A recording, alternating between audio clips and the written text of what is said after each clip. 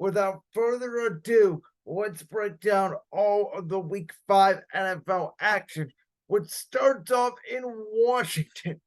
Thursday Night Football. Now, I had picked the Commanders to go in there and beat the Bears in a low-scoring game, and boy, was I wrong.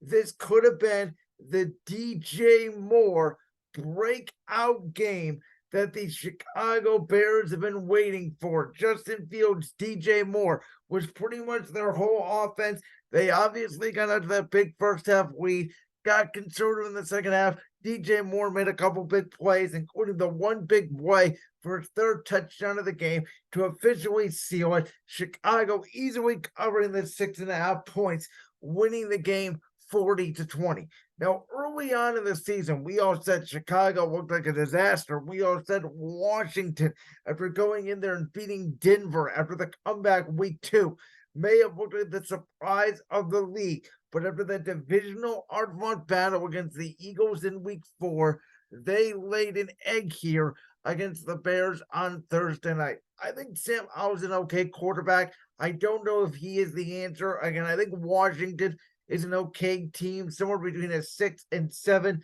sort of a little bit less than average team. Chicago, we don't know week to week what we're going to get from Justin Fields and DJ Moore, but that was the connection that we expected Chicago to have at the beginning of this season. We finally saw it Thursday night. The question is, will it improve?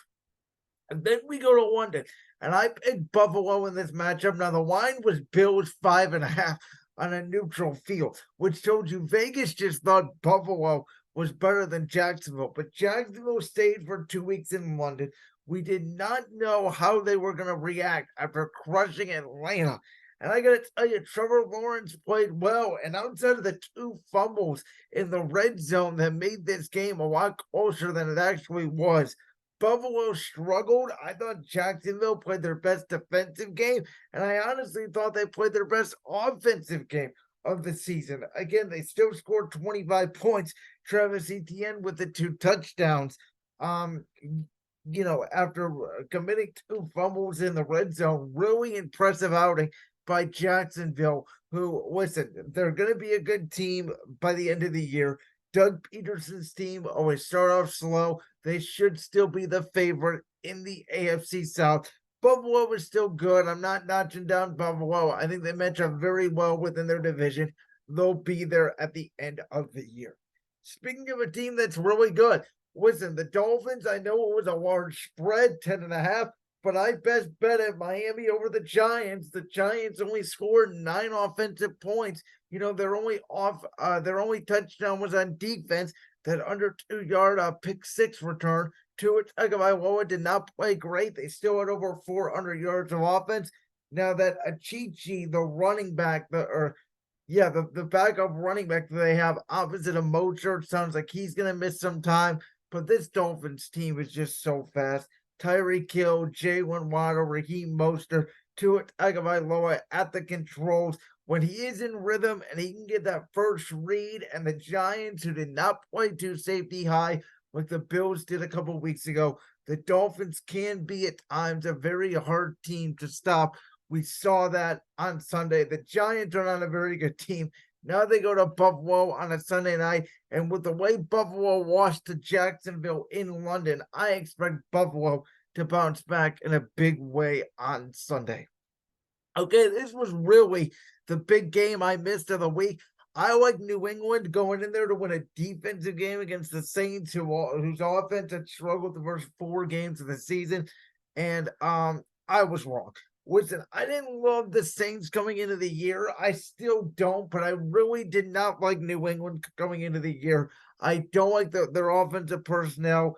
As great as Bill Belichick is, as much as he is the greatest defensive mastermind to ever step foot in the National Football League, it's 2023. The NFL today is all about offense. Belichick has not adapted to the offensive philosophy of football in 2023. New England just looks slow. They look outdated. Now, I said going into the year, and I had this conversation with Sean Fitzgerald on the podcast last Friday, which once again, we are in collaboration with the one and only Voltage Live. My social media links are in the description below. You can check out that podcast where we talked about, this probably being Belichick's last year in New England. I know for sure it's got to be his last year as a general manager. Again, a bad pick by me. I had New England +1. I thought they would win a defensive game. I thought this was a game they had to win. Next week now at Las Vegas is another game they have to win because if they don't, I mean, Mac Jones may be getting benched. We may be seeing Bailey Zappi roast soon. They may be tanking for a quarterback.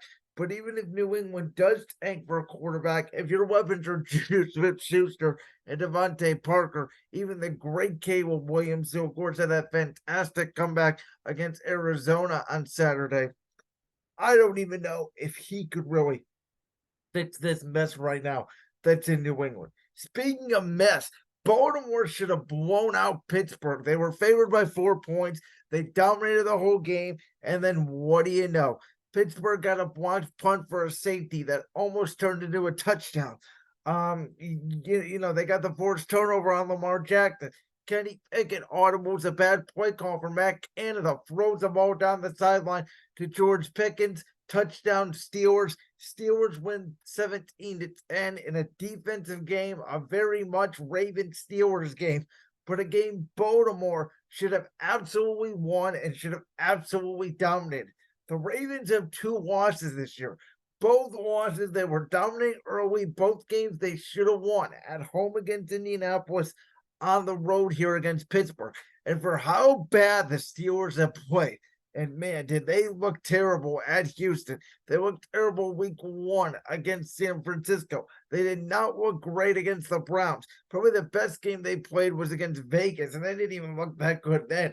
For 5 games, the Steelers offense cannot move the ball. They're a pop gun offense. Kenny Pickett is not a great quarterback. Warren is their best running back, and they prefer to use Najee Harris.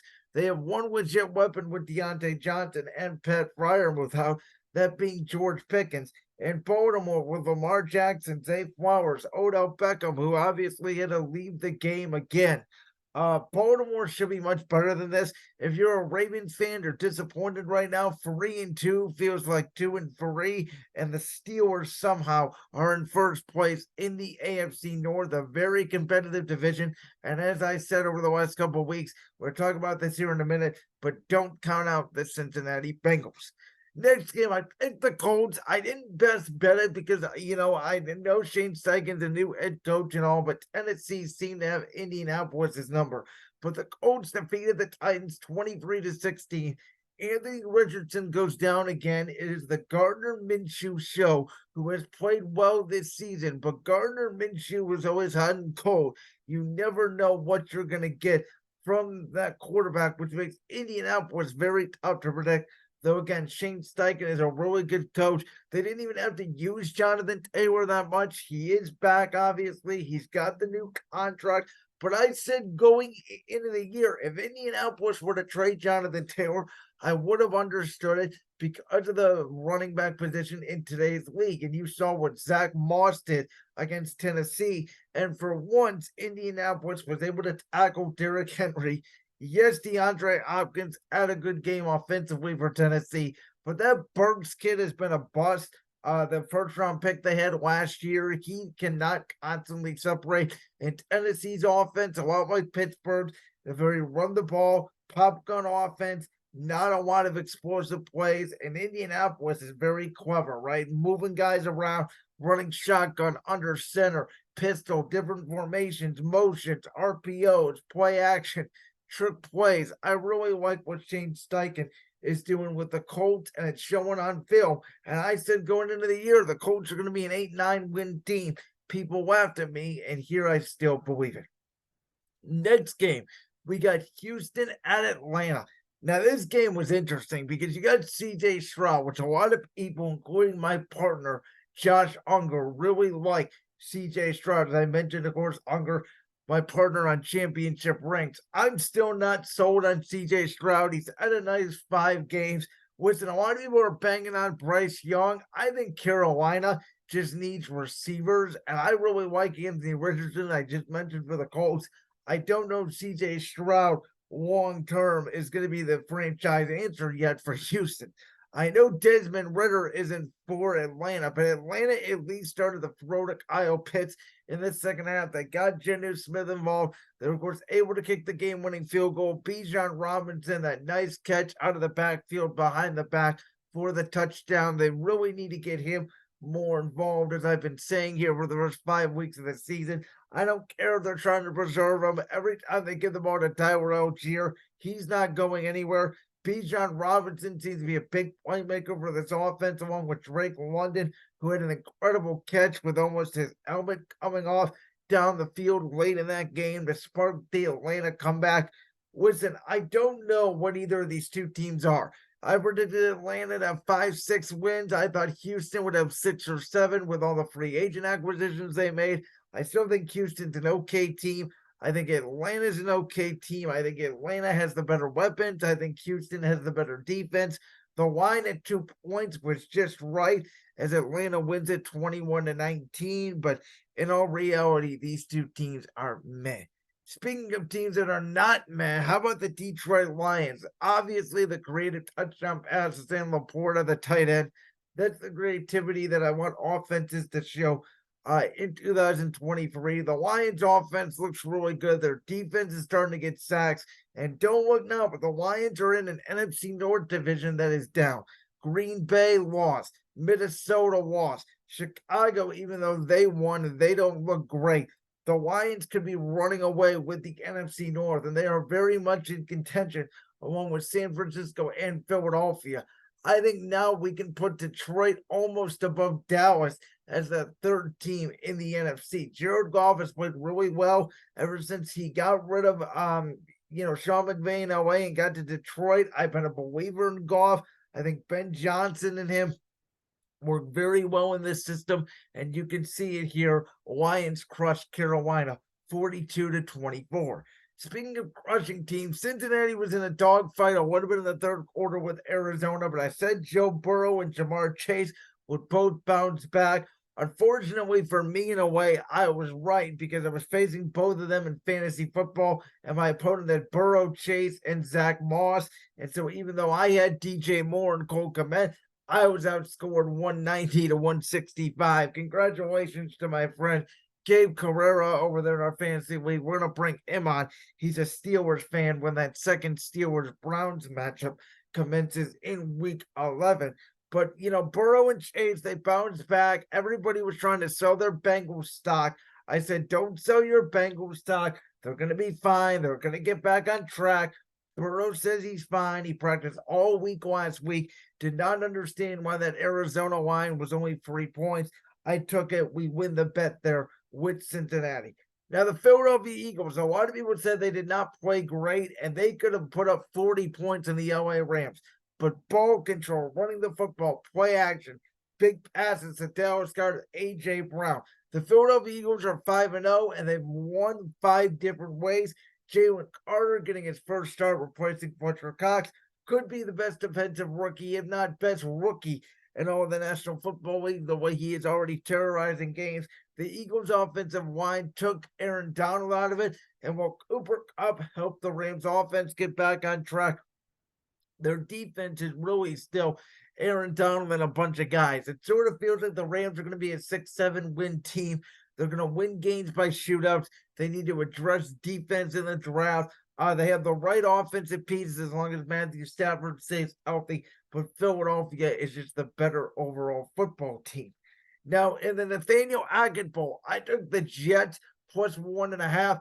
I said the Jets were going to win this game. I said they were going to be motivated for Nathaniel Hackett after Sean Payton's comments. Zach Wilson played well this week against a Broncos defense is not great. Denver's got Garrett Bowles at left tackle. They got Jerry Jeudy and Cortland Sutton, obviously, out wide receivers. Do they sell some of those pieces off at the trade deadline? I think they probably will. The question for Denver is going to be, what are you going to do with Russell Wilson? Because of that cap hit, there's not a lot they can do. And so, listen, Zach Wilson played well. The Jets are going to be a 7-8 win team without Rodgers more than likely. They play the Eagles this week at home. I don't think Zach Wilson is going to play well in that game, and I'm not just saying that as an Eagles fan. I think Philadelphia's defensive line and that defensive pressure will rattle Zach Wilson, and I don't think the Jets offense will be able to run the ball. They'll force the Jets into third and long, and that's where the Jets will get into trouble. But we said going into the year, first 6 weeks, the Jets are probably going to be 2-4. That's probably going to be where they're at. The question is going to be, can Zach Wilson win those easier games on the back half of the schedule? Giants are on there. Commanders are on there. Some of these winnable games. Raiders are on there. Some of these winnable games, home or away, can Zach Wilson win to keep them at least a fringe 7-8 win team this season, to keep the Jets somewhat relevant? That's the only question here out of this game. Okay, Kansas City. I said the line was 4. I didn't understand the line. I thought Kansas City would win by at least a touchdown. That's what they did. There was obviously the injury scare with Travis Kelce with the 27-20 final. Minnesota now puts Justin Jefferson on IR. He probably will not be back this season. I don't see how Minnesota really moves the ball without Justin Jefferson. Yes, they have Addison, the receiver, but he's a number 2.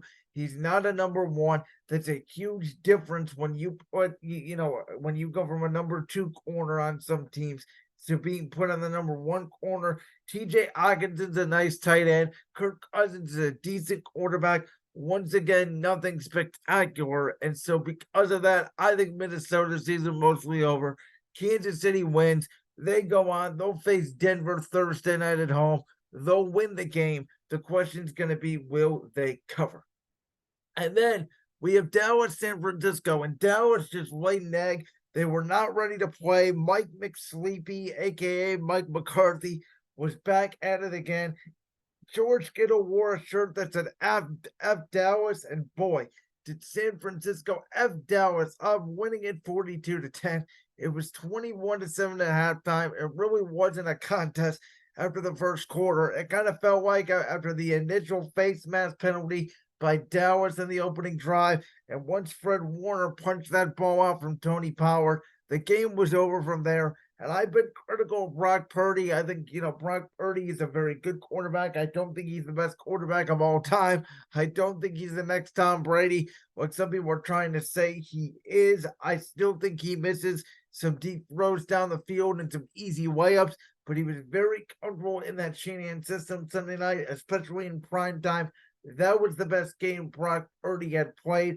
The Niners defense is good. I'm not sure up front, offensive line-wise, they're as good as Philadelphia. And I think Philadelphia has a better secondary. And I think the Eagles' weapons can match San Francisco's weapons. That's why I give Philadelphia a slight edge over San Francisco. We'll see the two teams battle in the NFC Championship game.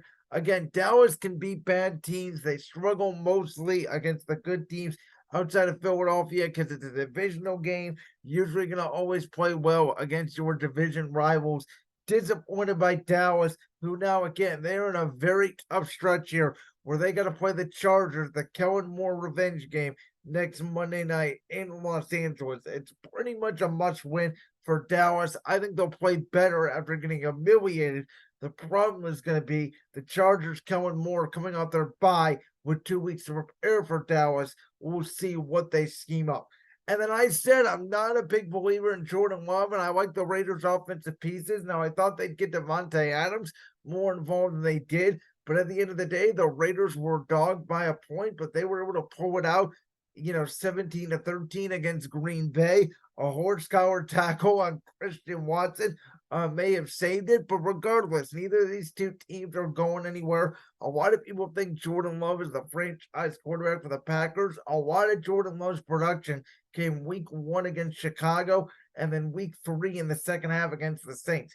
That's it. He may have had, 5 or 6 good quarters of football, out of 20 the whole season. Green Bay does not have a lot of explosive plays offensively. I think they need to get him more weapons outside of outside of Dobbs and Watson. That's why I said Dodson. Outside of Romeo Dobbs and Christian Watson, they have some nice tight ends, not a lot of great receivers. And I will give you this. Aaron Jones been hurt for most of the year. That has affected their running game. But that was a moment last night where late in the game, Jordan Love had an opportunity for a game-winning drive. Obviously, trying to hit Christian Watson leads to the interception. And for Vegas, listen, they're not great. They have Devontae Adams, they have Jimmy Garoppolo, they have Josh Jacobs, they have Max Crosby, who had a great game last night. But they don't have special everywhere. They lack depth in the secondary, and they really do feel like a team that McDaniels is not well coached. They're not going to win a lot of games, but they can win some games against inferior quarterbacks, like we saw last night against the Packers. So in the money line, the games I missed were the Commanders, Bills. After that, I thought we were going to have a horrible week because I missed New England and I missed Baltimore. And I was, going into the 4 o'clock Eastern time matchups, I was 2-4 in the money line. I thought, oh God, we're going to have a disaster. Or excuse me, I was 4-4 in the money line. And I thought, oh God, we're going to have a disastrous week. And then I pulled it out. We ended up going 10-4 in the money line with only 14 games. That puts us at 52-26 this year on the money line. So far, I really like that. And in best bets, we went 4 for 5. These were the bets we hit. We ended up hitting Miami minus 10.5 against the Giants, Cincinnati covering 3 against Arizona, Jets the plus 1.5 against Denver, and then Kansas City covering the 4 against Minnesota. We missed New England against the Saints. Otherwise, we would have had a perfect week. Like that clip from the Brands World podcast? If so, make sure you go down there and hit that subscribe button. While you're down there hitting the subscribe button, make sure to also hit the notification bell so you never miss another upload. And make sure you check out all the other clips from the Brands World podcast right here on YouTube.